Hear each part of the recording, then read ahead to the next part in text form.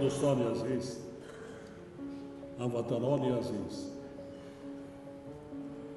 برای ما شما مقدسترین جزئیات چی است؟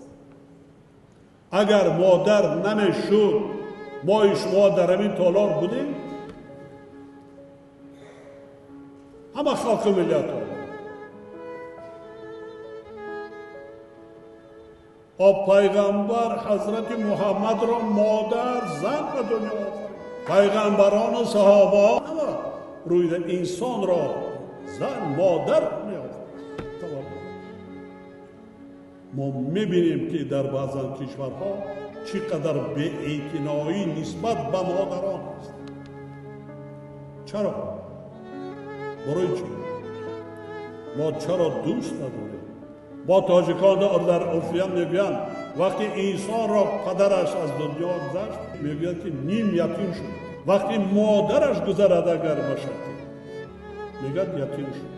هر کدام ما خردسالیتان را به یاد بیارید در آن وقتی که عقل صاحب عقل گشتیم چگونه از مادر مهربانی شنیدید،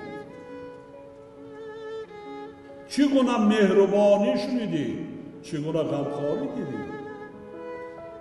آن سخنانی که مادر به فرزند میگوید، آن مهربانی که مادر به فرزند میکند یگان شخص دیگر کردن.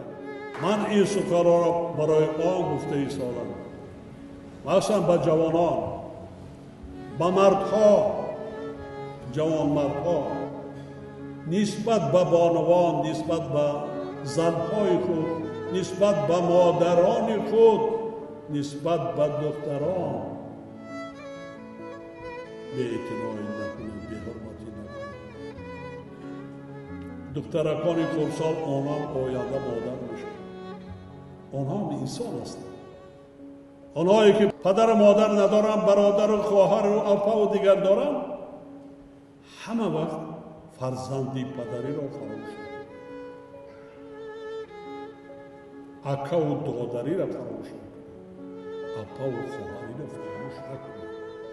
و مردان، پسران همه وقت بعد سر پدر و مادر از حال و احوال اپای خواهران خود باخبر شوند، چون که آنها زن هستند، آنها مادر هستند. بسیار برادران خود را دوست دارند، آنها هیچ چیز زیاد طلب نمیکنند. یک مراتبه در شکشاده در آمدن برای همون بس است، دیگر هیچ چیز زیادتی طلب نمیکنند. از صد سوزنداروی طبیب یک مراتبه به خانه اپا و خواهر در آمدن برادر 1000 بهتر.